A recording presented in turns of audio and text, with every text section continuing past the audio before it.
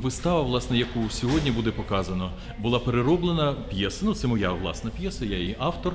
І в першому варіанті дія відбувалася 2007 року, після подій на горі Айпетрі, коли побили беркутівці кримських татар. В цьому варіанті вже відбувається вона 2014 року, в лютому, якраз в день того мітингу знаменитого перед Верховною Радою Крима, в ніч після якого було і захоплено. І головна героїня якраз переживає перед нашими очима ці події. А решта, в принципі, історичний зріз залишився тим самим. Це мій біль, це крик моєї душі.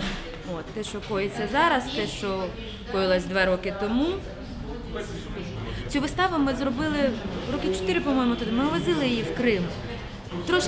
Вона була трошки інакша. І тоді нам люди казали, що привезіть ще, нам дуже бракує українського, нам дуже бракує вас.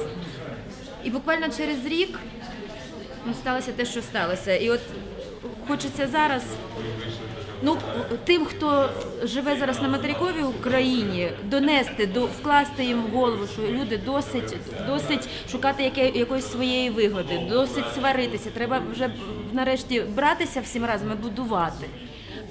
Не секрет, що бекграунд взаємин між українцями і кримськими татарами не є позитивним. Дискурс політичний по відношенню до кримських татар, а відповідно інформаційний, був завжди з таким негативним присмаком. Наша мета сьогодні відштовхнутися від всіх тих радянських, я б сказала, совкових стереотипів, які нав'язувалися суспільству через політиків, експертів, школу, освіту і так через книги, і сформувати нове ставлення, нову умовну диспозицію стосунків між нашими народами. І ця вистава, на першу чергу, про те, бо історія, не секрет, демонструє такі факти, коли українці і кримські татари разом, вони сила, і вони можуть